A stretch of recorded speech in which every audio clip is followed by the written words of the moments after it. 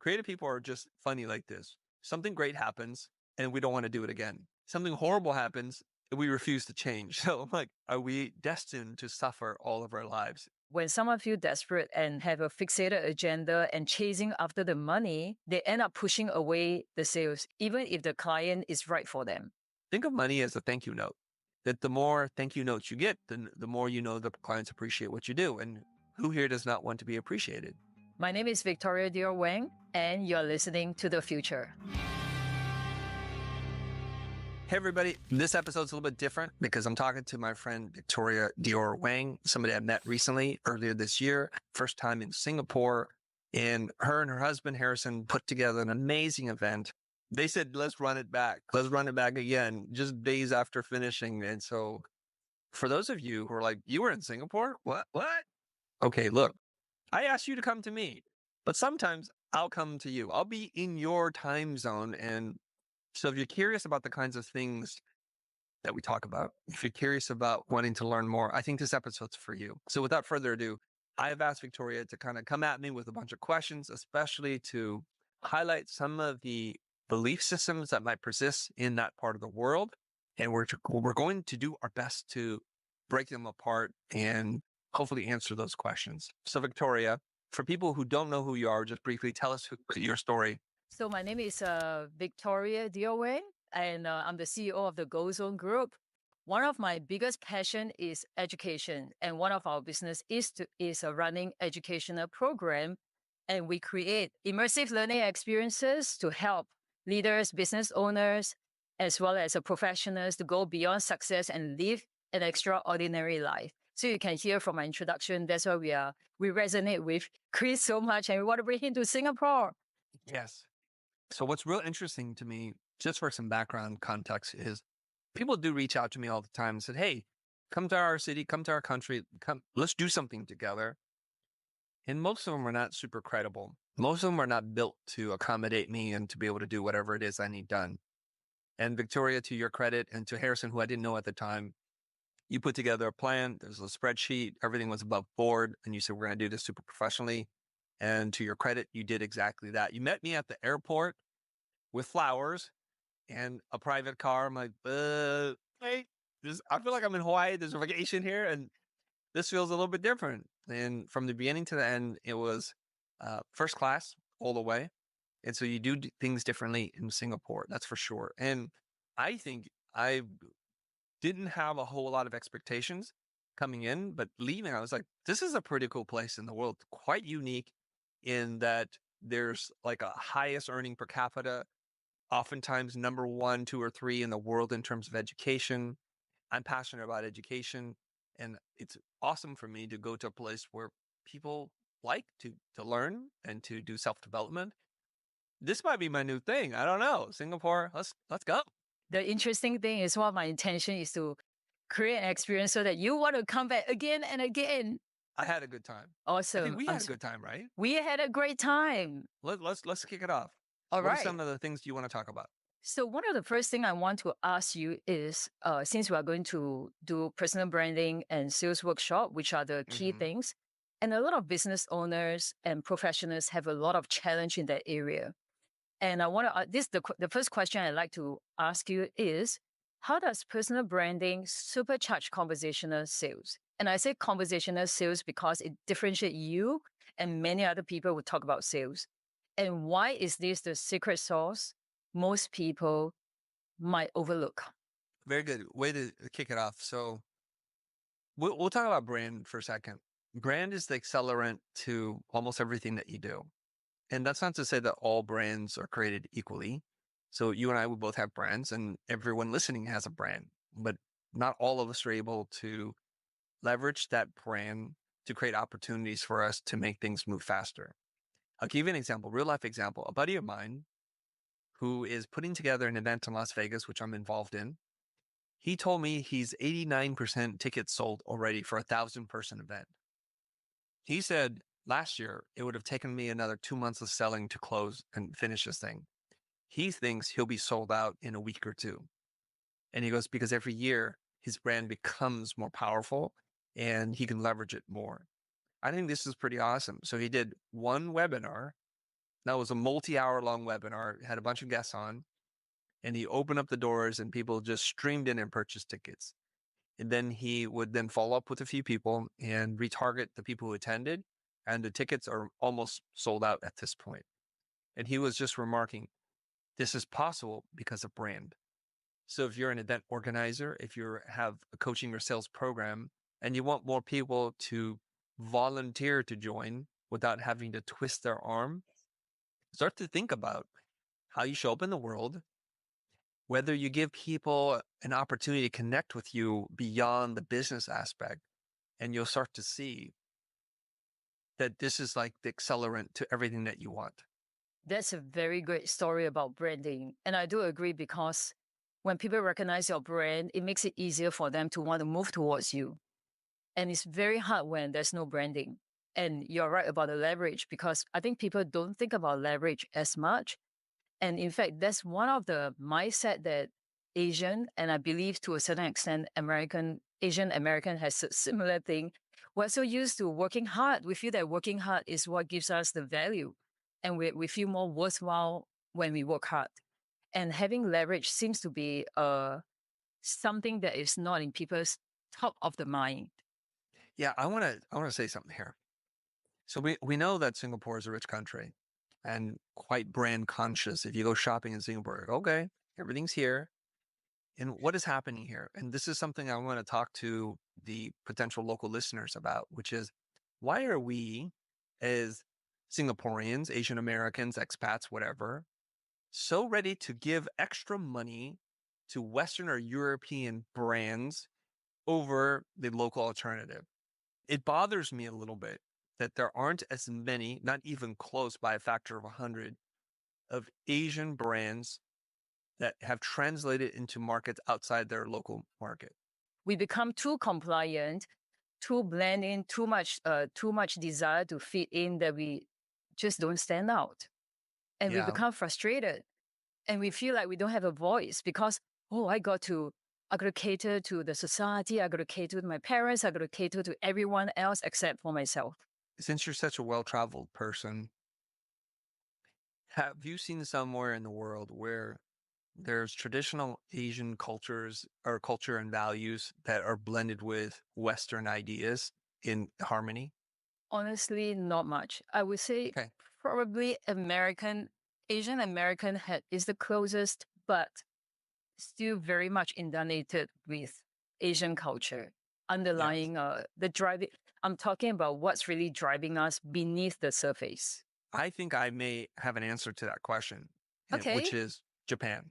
Japan, all You right. go to Tokyo or Kyoto, you'll see men wear traditional kimonos and suit dress, walking in one of the most modern cities in the world, taking the subway. And I'm like, oh my God. And they're wearing like traditional shoes too, which don't look that comfortable, like those wooden shoes. I'm like, so you're in a metropolitan, like fast moving city, and you're bringing traditional values and dress into it. And so Japan is a really great mix of tradition and modernity and That I preserving culture. agree. And they're very good at preserving culture. I don't know if this is true, but in a time when Japan is being modernized, they kicked out all the Westerners and drove out all the missionaries and said, you know what, we need to preserve our culture because we can see it slipping away. And so for a period of time, Japan develops in isolation with some trade with the West, but it's kind of interesting how they're able to hold on to so many Japanese traditions and have done a really good job up until recently about exporting Japanese concepts. If you ask a lot of young people in America, what do you like? Manga, anime, and they'll list all the things they like. Transformers and robots, those are all Japanese concepts, right? Japanese ideas originally. And the most successful comics now follow a very Japanese model of developing storylines that don't take issues, but take years to play out. So I think there's something really beautiful. And it's referenced as soft power, the ability to influence culture. Currently, right now, the country that has the most soft power, I think, is Korea. K-pop, K-drama, everything K. So we can see that there is a slow emergence of Asian influence that will then be integrated into Western culture. Yeah, you're right. You're right in terms of their, how they preserve the culture while still being a very modernized city. Like when I first went to Japan, I was very surprised by how advanced their technology is. In fact, like you said, they are very self-contained. The challenge with that isolation is that they lose a lot of opportunities and the economy has been going down over the years. So Yeah. that's part of the challenge of being too isolated. While trying to preserve themselves, they are also losing out to the rest of the world. The question now is, since you mentioned that, how do we help people understand if they were to join us in the workshop, we can help them to blend in more of the both so that they don't feel like they are losing out. One of the biggest challenge with a lot of people is the idea of changing something really freak them out. If I go to a workshop, do I need to change anything? Is that your experience too? No, I would say don't show up. Why go to a workshop and promise yourself you'll learn nothing and change nothing? Why? I mean, we'll take your money, but I wouldn't show up. It's like I saying, I'm going to go agree. watch this new movie, but I'm going to keep my eyes closed. Okay, that's one way to experience it, but why would you do that? When we go and seek out instruction, coaching, mentoring, tutoring, whatever it is that you're seeking out, there's a future state that we think we can achieve. And the only reason why anybody does anything is they're motivated to change. So sales is about change management. So I'm trying to help you go from where you are to where you would like to be. So first and foremost, you have to identify, do I have a need? If you have no need, stay home. Additionally, if clients are electing to pay you a premium, you get no pushback. They'll willingly wait for you to be open and available so that they can have the privilege of paying you the most amount of money. And when you introduce an idea, they're like, yes, I love that. And what else? And you get no pushback on ideas. Well, also stay home, or maybe don't stay home. Start a course, create a conference, and teach people how you've done this because this is amazing. So we say this, right? Creative people are just funny like this. Something great happens and we don't want to do it again. Something horrible happens and we refuse to change. So I'm like, are we destined to suffer all of our lives? And I do want to say this, Victoria. I'm not a sales professional. I've had zero sales training. I've taken zero courses in sales. I've gone to see zero gurus teach me about sales.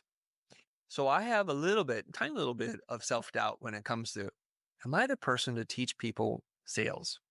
I could get customers. I can create content and they're happy to seemingly pay me whatever it is I ask for. What is it that I know? So I'm in Dubai and I'm doing a talk on how to sell less and close more clients. But I'm standing in the lobby of the hotel and this gentleman, older gentleman, walks over to me. He goes, Chris, didn't know who you were. Sorry about that. I'm like, you don't need to be sorry. I don't know who you are either. I'm not apologizing. Because I was at your thing. I'm like, oh, okay, cool. He goes, I've been doing sales training for 2 decades. I'm like, oh, here it comes. He's going to say, what you say doesn't work. It won't work here. He says, I learned some new things. And that was good, he said. I share that story with you because I find it really fascinating that people who are so-called quote unquote sales training professional ninja wizards teach sales in a way that I find disagreeable, distasteful, and dishonest. And the reason why a lot of people, especially creative folk, don't like sales is because they've seen so many bad examples that have been taught bad ways of doing it. And they've kind of resigned to say, I don't want to do this. And of course, if something is grossing you out, creating that feeling of ick, and you keep doing it, well, it's not going to turn out well because you're holding on to negative feelings about it. I think part of what gets us jaded is, a lot of the people use very manipulative sales tactic just to get their agenda met. And we are becoming more and more sophisticated, and we can tell. We just can feel it. And most of us don't want to be like that. So we become from jaded to costing ourselves. And that's why your workshop makes such a big difference, in my opinion. And I can honestly say I'm a sales veteran and I know exactly what you mean. I've been in sales and entrepreneurship because in entrepreneurship, you're selling all the time. You're telling people why they should do the job, why they should, whether we like it or not as a leader, even we need to sell people our vision. we need to sell our team our vision so that they feel more engaged with what we are doing and they can be more productive and perform better. And then not to mention, we need to sell to our clients why they should engage with us if there's a fit. But people get so resistant to the word sales, and this is the other part in Asia. I can say that for Singapore, and I believe that's probably applicable to the rest of Asia too. Sales is deemed as, if someone gets a sales job or go into a sales profession, is deemed as a lower end kind of a profession, because you're not a lawyer, you're not a doctor, or you can't get a job. That's why you go to sell something. So there's a lot of, challenge with the word sales and how people look at it. Okay, let's clarify here. If you're an attorney, you're trying to get a client, what are you doing? I believe I that's called know. sales. Yes. If you do cosmetic dentistry and you need to get clients, what are you doing? You need I to believe talk that's to called them. sales. Yes, exactly. If you're a coach and you want to help people be better partners to their spouses or whoever, or their children, what are you doing? I believe that's called sales. So I think sales has a bad rap because there are Yes. so many poor practitioners, poor examples, the Wolf of Wall Street, all of these kinds of the Jordan Belforts of the world, kind of like sleazy, cheating people out of their retirement, those kinds of things. And we think sales, we think of used car salesperson, we think of timeshare salespeople, telemarketers bothering us while we're trying to have dinner with our family. Yeah, if that's sales, it deserves all the spit and fire that it's getting. But we're all in the same business, and sales is about influence. Sales is about transference of energy.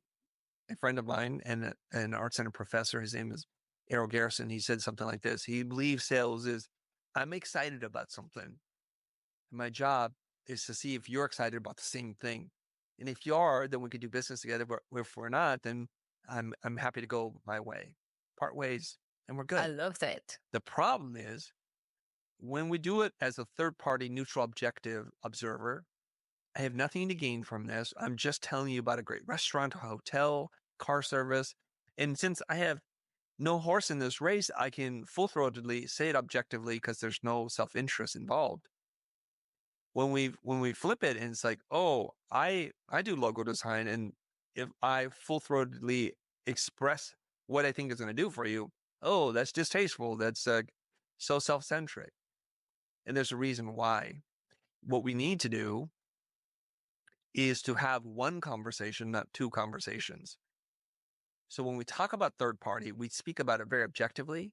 We ask great questions. We listen to what the other person wants. And only if they're interested in eating a certain type of food or seeing a certain type of site would we then recommend something to them.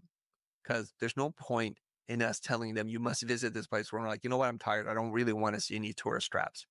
I'm good. And what we do is we switch gears and we go into selling, pitching, justifying mode and having an agenda. But if we adopt the first mindset and have only one kind of conversation, not two kinds, which is, I'm curious what you're interested in. Where are you in your business? What do you need help with? What have you tried and failed? Who has wronged you? What outcome would you like? Oh my gosh, it just so happens that what you want is something that I potentially could provide to you. And then it's a marriage of a want with a solution. But we never do it this way.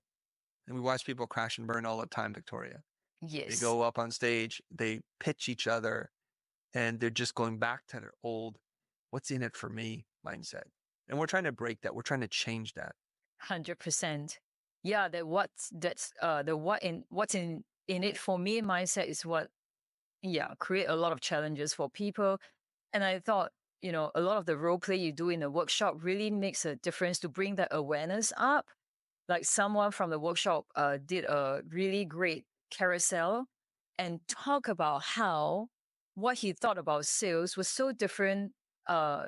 He really shifted the mindset around what's in the way of his sales result before the workshop versus after the workshop. And the what's in it for me, when you feel desperate, that's the worst. That really cost a lot of people when someone feel desperate and have a fixated agenda and chasing after the money, they end up pushing away the sales, even if there's a right fit, even if the client is right for them. That's right. I want to go back to a question that you brought up earlier about cultural differences, East and West. Now, I was born in Vietnam, but I grew up in America. English is my second language. I know some people are bothered when I say it, but it's literally true. And I struggled for some period of my life pronouncing polysyllabic words, multiple syllable words, because Vietnamese language is single syllable. That's why it sounds so choppy. And I grew up in America as a first generation immigrant refugee. So I still have deep ties and connection to my culture, my original culture, while having the benefit of being raised in America and seeing the kind of Socrates approach to life, exceptionalism, individualism, understanding ego, and what drives me. So I straddle two worlds. I'm not saying I'm the only, but I'm one of the few who can come in and be a daywalker. That's a reference to Blade. What I'm able to do, I think, is to understand Asian culture, our habits, our routines, our need to be respectful, while also bringing in Western concepts, in your face kind of style teaching, putting people in the spotlight a little bit and blending these two things. And I think what I enjoyed so much about our time together in the workshop, Victoria, was I was given time and space to be the meest me I could be. And to me, that is pure joy. And if your teacher, your instructor is having a good time, there's a chance, not a guarantee, that you'll have a good time. And what better way to learn than to have a good time? If I'm doing my job correctly, you'll look up and you'll look down and you realize 8 hours are gone. I'll make it fun. Hopefully I'll make you laugh. You're either going to laugh with me or people are laughing at you, but there will be some laughter. And I like that part. I like that we can play, we can push, and we can pull. And we can straddle that line between East and West, traditional and modern. I think I'm able to do that, but you'll have to be the judge. Well, I can attest to that. Yeah. It's true. And that's why you have a lot of Asian fans and followers who are really inspired by you to be an Asian. And yes, you're Asian America, but you're still Asian. And to stand out in the world stage is really very hard, very tough for Asian community. And to address one of your question that you, or one of the comment that you made about why are we so, why do we put pedestal on Western branding? Yeah. Yeah. I think it's part of what, well, I like to say to my Asian friends that one thing about American is that you guys are really great at marketing. Whether you're confident, I'm talking in general, right? Whether you're confident or not, you can market yourself so well. The opposite is true for Asian. So we are human beings. And I believe from my experience is that we tend to buy into the surface stuff that as long as it's popular, it looks good. If everybody else like it, it must be good, which I don't think is true all the time, but that's how we are. That's our default. We are more geared towards popularity, and anything popular, we listen to it. So we put more attention to it. And the challenge with Asian is that we can do a lot of good work, but we have such a hard time marketing ourselves and promoting ourselves. And that's the part that I feel that we can blend in with more of the Western culture, where by feeling more comfortable in sharing of ourselves and with no shame. So shame is a big cultural problem from Confucius, that we are being shamed into doing a lot of things that the shame end up costing us in other area that where we can excel. But we are human being. We are a whole person. We can't have shame in one area and not have shame in another area. So promoting ourselves is like a big taboo. Would you agree with that? It is. We have a couple thousand years of Confucianism to unpack here. Yeah. So how much time do we have for this podcast and how long is the workshop again? Okay. But here's the cool part. The minute you decide you don't want to do anything or do it the same way before, it's the minute your life can change. my life has been full of moments like that where the road or my lifeline branches, like that sacred timeline in the multiverse, it branched and I chose the branch that was most optimal for me. So can you unpack 2000 years of Confucianism in a day? And the answer is, it depends. And you're like, what does it depend on? Well, it depends on a person that you see every day, twice a day. The person who looks back at you in the mirror. It depends on you. You know, I wanted to say that more people need to go through the same process as you, because it is through that process that we ask ourselves those questions. Do I want my future to look the same? No. And the people who say no are the people who will take action. On the other hand, the people who give up are the people who just don't do anything. There's a scene in Good Will Hunting. So when Robin Williams says to Matt Damon's character, it's not your fault. He goes, I know. It's not your fault. I know. It's not your fault. I know. It's not your fault. He just says, you might it's one of those moments with me where I look you in the eye and I'll say, you're enough. And you'll say, I know. You're enough. I know. You're enough. So I jokingly say, I know everybody's about creating safe space. I create unsafe space because in the unsafe space, there's friction, there's tension. And I don't know another way to make a diamond. Diamonds are made under a lot of pressure and heat. I agree. It takes tension and pressure to change. And can I say, just from my point of view, even though you say Yes. it takes unsafe space, but what you are doing is actually very safe. The reason why it's safe is because it might the feeling might be, oh no, I'm gonna go through this, or Chris is gonna roast me, which is, people like to your followers like to joke about that. They love it, by the way. They love the fact that you roast them. So it's not a negative anyway. And they also know that because of what you do, because of how you do it, they get to transform. And it is through the tension that people transform. Nothing happens if there's no tension. Too comfortable. That's why learning online has a problem. They are too comfortable. They are just listening passively. There's no real change because there's no tension. No one challenged them. And in my experience, my biggest transformation come when someone challenged me, because it breaks me out of I call that, it's like a zombie mode where I keep doing the same thing. And I thought that I should know I'm doing it right. Why is it not happening? Why am I not getting the result I'm getting? And it's a little bit like I don't know how to describe that. It's like I'm being trapped in my own ego of thinking that I know, but I'm just not getting it. And I can't change it until someone come and challenge me. And it's like a wake up call for me.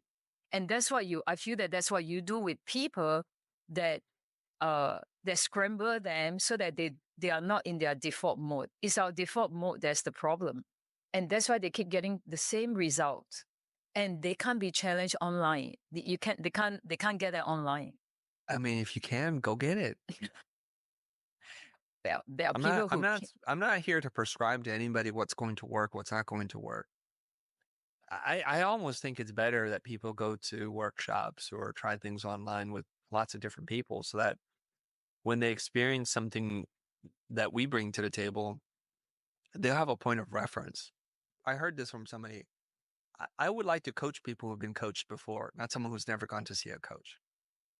Because they'll know the difference and they can see it and they can feel it and they'll be able to say, oh, the last coach I talked to didn't say any of this. It wasn't doing any of this. And so I'm kind of a little bit more bought in this moment. Whereas a person who's never been coached, never gone to a workshop, never worked on themselves, never got any kind of training, they're like, oh yeah, this is how everything works. I'm like, let me tell you, it's not true. Harrison said this after the event. It's like, there's no pitch. You know, what people don't understand is people invite you to go to a workshop. And the reason why they want you to go to the workshop is because they have some exclusive mastermind. And then you go to exclusive mastermind, then they have a platinum one-on-one program. And then after that, they have another program. So it seems like they're just designed to extract more and more money from you versus creating more value for you. I take what I do very seriously, even though how I do it is not at all, which is you've placed a certain amount of trust in us, made a commitment, and I need to honor that as a teacher first and foremost. So I want to make sure that you're having a good time. That's important to me. I want to make sure that there are things that you want to get resolved in your life and to learn relative to the subject that we're teaching to make progress. Maybe it won't be perfect, but you're going to make progress. And to walk away saying to yourself, I enjoyed my time, I learned something, and I can apply something moving forward that is going to have material impact on my life and in my business. That's the first order, first principles, whatever we want to call it. I got to make sure of that. And outside of that, everything else is good. And that's one of the main reasons why we decided to work with you. That's why we want to bring you to Singapore, because we are very, very aligned with how you do that. We don't like pitch too. And we know, because we have been in education industry for a long time, close to 30 years, and there are so many workshops or program out there that really that do that every single, they even do it during break time, before, after. And it's just distasteful. And that's the part that makes it unsafe, because I just paid money to come here and learn so that I can apply what I learned to get the result. But here you are, every single session, you are trying to pitch me the next thing. And how am I supposed to feel safe to open up myself to learn the real stuff? Yeah. Where else do we go with this conversation? I want to talk about value. What makes this experience in Singapore command a premium? And why are people still saying it's worth every single cent? It's hard for me to tell you why it's worth whatever you're going to pay. And it's because in alignment with the things I try and teach you, it's not my job to prove to you, to justify as to what the value is. The price is the price. If you feel like if you got some of your problem solved, if you can capture that value back, that's on you. Like when I read a book, books are in general here in America about $30 each. Some are a lot cheaper, some are a little bit more, but on average, I think it's about $30. Every time I read a book, I think I can make 30 grand. And that's conservative in terms of the investment. So you see all these books behind me. If I were to read and be able to apply and teach all the things I've learned in my life, I'd be sitting on a giant mountain of money. And so when we go to workshops and when we hire a coach and a consultant, my number one question is, will I be able to turn this into value for me? I think Jim Rohn said something like this, that wealth is, and I'm modifying it a little bit, wealth is your ability to convert knowledge and experience into capital. I can become wealthy if I can take what I've learned and convert it into some kind of capital or currency or something else. And that's what I do. So I've read the book so you don't have to. And if you want to read all the books and learn the way I learn, go do that. It's a lot cheaper. But if you want to do it through the lens of someone who's applied it and sort of figured it out and can share in those experiences to create a fun, dynamic learning experience, and you think I'm the person to do it for you, then I'd be happy to be your teacher and your guide for all of this. Not somebody else will be, or no one will be. That's up to you. I'm not overly invested in convincing you to come to this thing. Now, the best person to answer that question are people who've come to the workshop, who can say, here's what I got from it. Here's why I would come back. And here's why I want more. Well, I know you have a no convincing policy, so do we. It's not up to us to convince people. And I would say that, at the end of the day, like you say, they have to decide for themselves what value and what return do they want for themselves if they were to join us, and what are they willing to, the price they're willing to pay. And yes, it's an investment. It's an investment in oneself, but it's really not up to us to decide. And we are confident that we are going to do the best job. It's perfect. Okay, so imagine that you show up to a Mercedes dealership and we see the S Class. In America, S Class is probably between 80 to 120-ish K, depending on what you add to it, right? Maybe a little bit more, I'm not sure. And you walk into the dealership like, why should I pay this? Why is it worth this much? And if I were running the dealership, I'm like, I don't know. Tell me what brings you into the dealership. We just have a conversation about it. It's not their job to convince you at the point in which you walk into the dealership to say, why is this worth it? Their job is to tell you about a story, about who they are, what they stand for, and who the customers are so that you make that decision before you even walk into the store. That's called branding, everybody. So why are we teaching branding and sales? Like, what do these two things have to do with each other? Well, everything, friend, because if your brand is really strong, you won't have to sell at all. Okay, I have a question. Let's talk about money. You know how a lot of people, when it comes to talking about money, they feel a little bit awkward Yes. and they feel awkward, uncomfortable. Oh, what do I say? How do I say it? How does this experience help them turn talking about money from something awkward into something natural and not just natural, they feel empowered. I think money for a lot of people in a lot of cultures dirties the conversation. It creates a lot of tension for us because it takes something that's more relational and turns into transactional thing. But I think what money does is it takes away a lot of the ambiguity. I heard Simon Sinek explain this, and I love his explanation of this. Like, what is money really? So we just rewind the tape. I invite you over for dinner. I'll cook. And part of the bargain is you'll do the dishes. I cook, you do the dishes. Pretty fair, right? And this has been going on for some time. We're cool. And then one day you're like, hey, I have to run. I'm like, cool. I owe you. So, okay, I cooked and I'll do the dishes. So next time you come over, it's like, let me make good on that. I owe you. I will cook and also do the dishes. And so money has become an abstraction of this promise of an IOU. And it's much more convenient and transportable than I brought 2 chickens to the dinner so that we're all even, right? And once we move into this abstraction, we start to get away from the feeling of what is our will that what is the goodwill that we're creating here? What is the promise that are made? So what I do is I give you money because I didn't do the dishes, but you can use that money to then have someone sew clothes for you. And so someone who's not part of the original deal can fulfill that end of the deal. And that's how we move as society. So the problem has been, I think too many of us have negative associations with money. If you think back to your earliest childhood memories around money, there's a good chance that one of your parents handled money in a way that you found to be distasteful. I can speak to this, I think. You correct me if I'm wrong. So I have memories of my mom taking me to the flea market swap meet and her negotiating with other vendors and using certain kind of negotiation practices that I thought were dishonest, distasteful, and somewhat manipulative. Now, my mom's a beautiful human being. She's like a saint. But in Asian culture, that's how we feel like we're getting our money's worth by negotiating and hemming and hawing about price. And it's very much a cultural thing, right? Especially in the Middle East, too. There's this idea that if you pay full price, you're stupid. So as a Westerner, I'm like, no, it's not, I'm not negotiating with you. This is not how we do it. I gave you a fair price, and if you don't like it, you don't have to buy. I didn't artificially jack the price up so that you can negotiate me down to the price in which I wanted to pay. But this happens a lot in the East and the Middle East. So if you're a little child and you see this happening, like, oh, this feels dishonest, it feels gross. Okay, that's the one thing. And money all of a sudden then has certain power. Like if you want to buy a toy or outfit, a dress, something, shoot, I gotta go make money and someone controls the money. I don't have the ability to make money.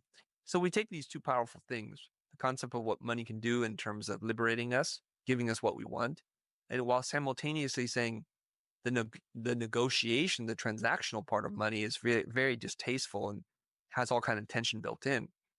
What we don't know is that when we're little kids, we don't have the ability to process complicated emotional experiences. So we all put it into two categories. One, it was good, or two, it was bad, right? If you see your mom or dad yell at somebody, you're, ooh, bad, don't want that. Now we're adults. We have the ability to transact. We're carrying around old stories with us. And so I think also, if you're an artist or a creative person, you're like, well, I just want to make art. I want to get back to the IOU system. But instead, we have this monetary transactional system that I just don't like. It feels cheap. It feels like this heart, this soul, this energy I put into the making of this thing is now reduced down to an abstract thing that can be transferred to someone else. doesn't feel right. So I think the first thing we need to do is understand what money is and have a new relationship with it. And I think I heard this from Blair Enns, the writer of The Win Without Pitching Manifesto. He said, think of money as a thank you note. That the more thank you notes you get, the more you know the clients appreciate what you do. And who here does not want to be appreciated? Well, everyone wants to be appreciated. We may not want to charge a lot, but we want to be appreciated a lot. And so I think the bigger the stack of thank you notes, the happier I am. The more I know I found the right client to do the best work of my life for, and that I know that I'm being appreciated. And if you like not to be appreciated, charge a few bucks and see what happens. They will tell you. They will not even pay you enough to buy a sandwich. So we have to have a different relationship with money. And what happens with all of us is we feel a lot of tension. And instead of focalizing what we're feeling, we internalize it and it just gets worse and worse inside of us. That negative energy compounds inside of us. And so what a lot of creative people do, even business types, they delay the money conversation to the very, very end. And they awkwardly, because time's running out. Oh yeah, by the way, it might cost this. You can't just blurt that out then. It's super awkward. Really freaking awkward, man.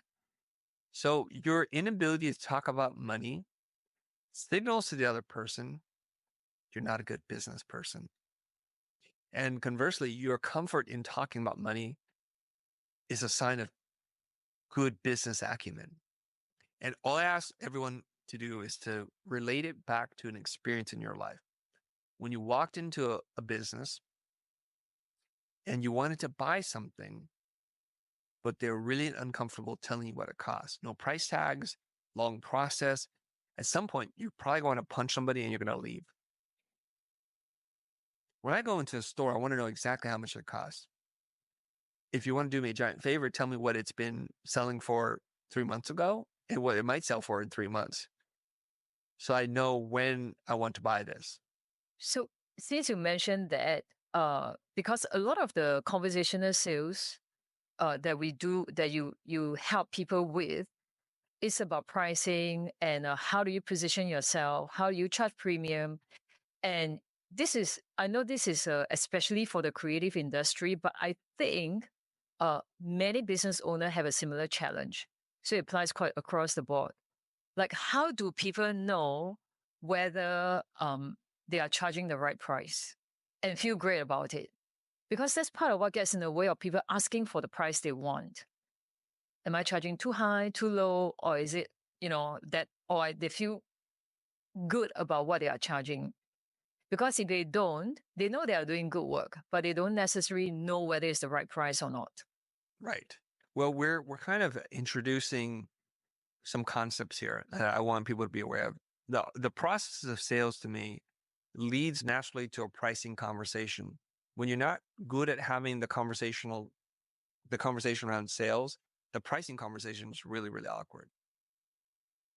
If you do this correctly, the price will present itself. I don't want to get into value-based pricing because that's a whole nother workshop, a whole nother day.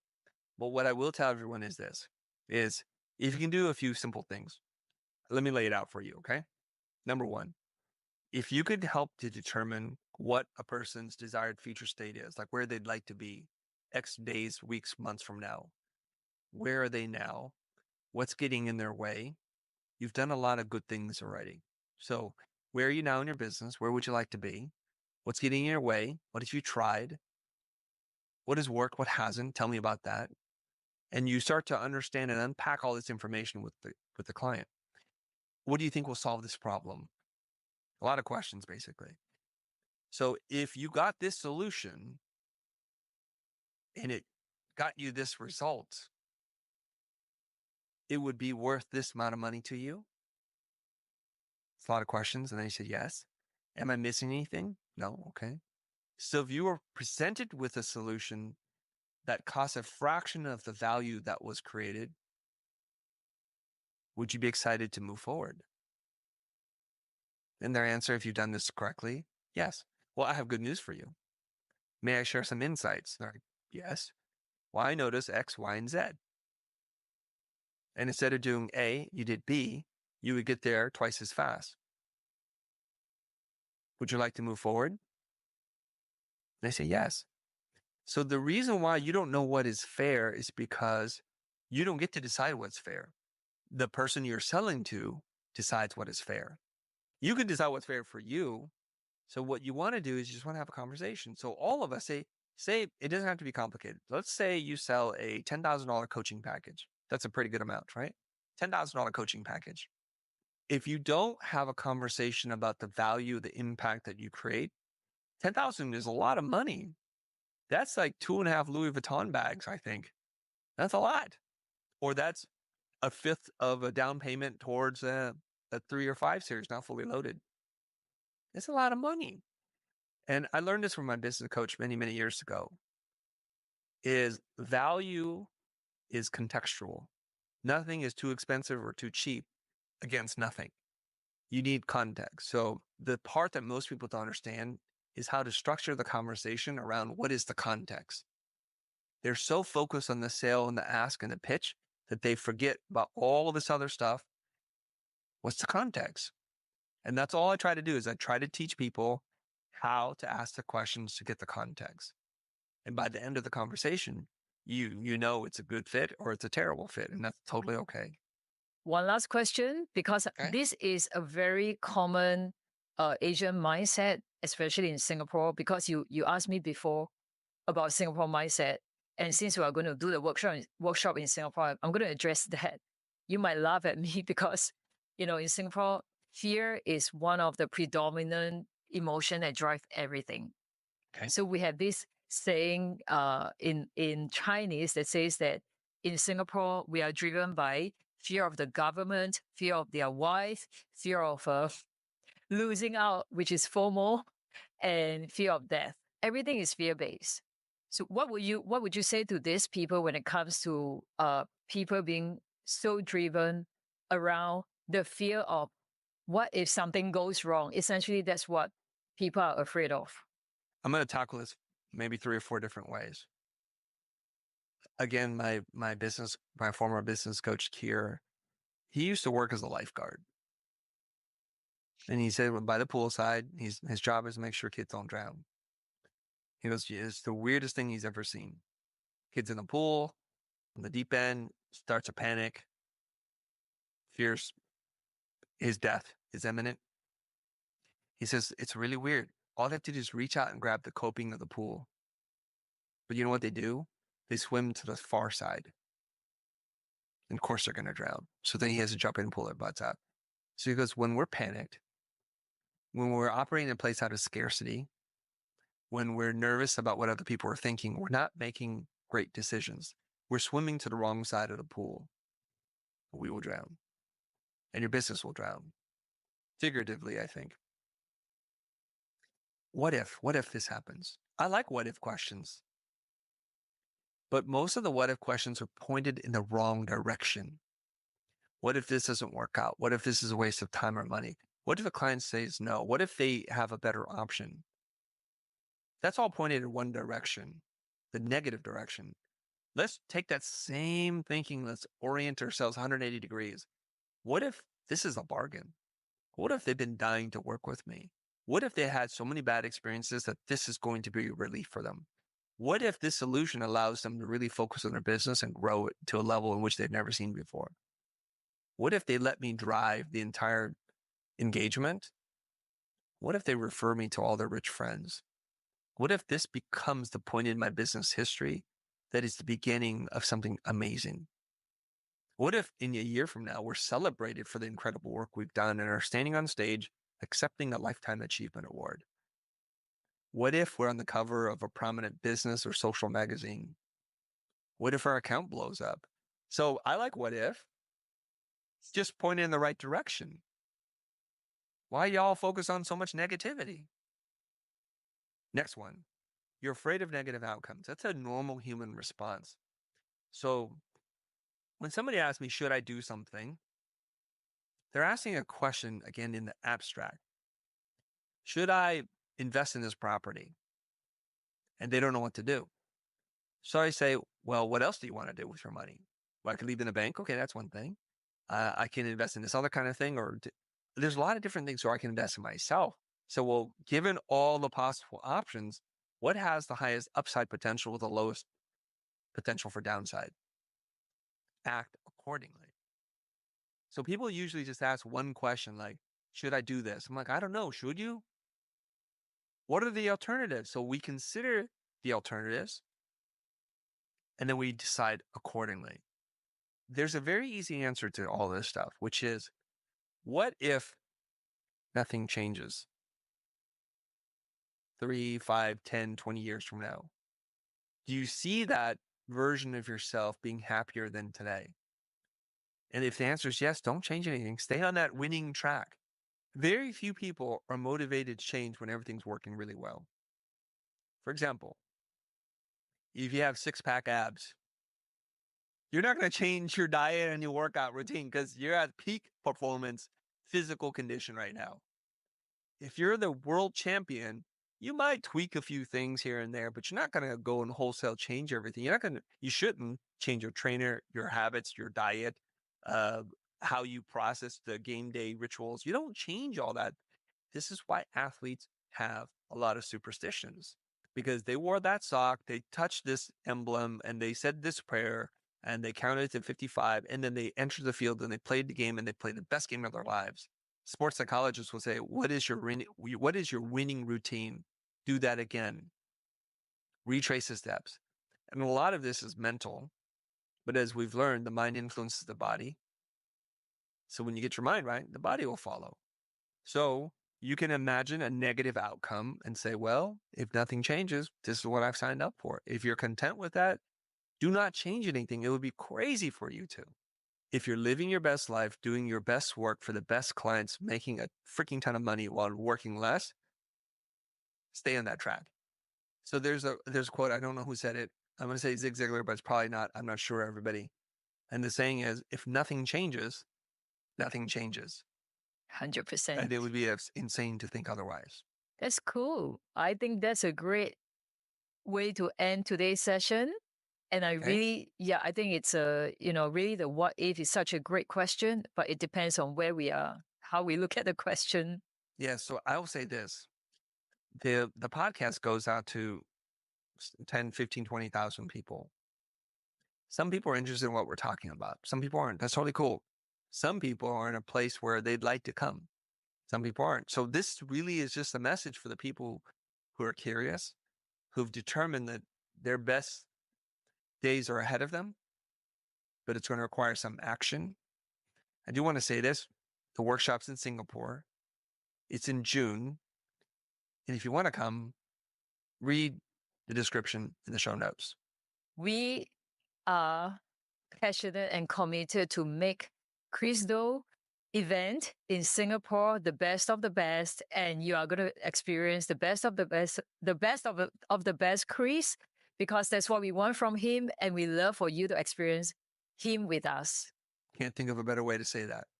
So on that note, Victoria, thank you very much for having this conversation with me. And dear listener, thank you also for indulging me and sharing some of my thoughts and philosophies on personal branding and sales. If you walk away with nothing else, I just want you to think about this. If your business could use a little extra boost, work on your personal brand, because that accelerates everything that you do. And if your personal brand is really strong, learn how to do a little bit of sales. And if both suck, I have good news for you because I'm going to teach you both. That's the best that I can do. Until next time, take care of yourself.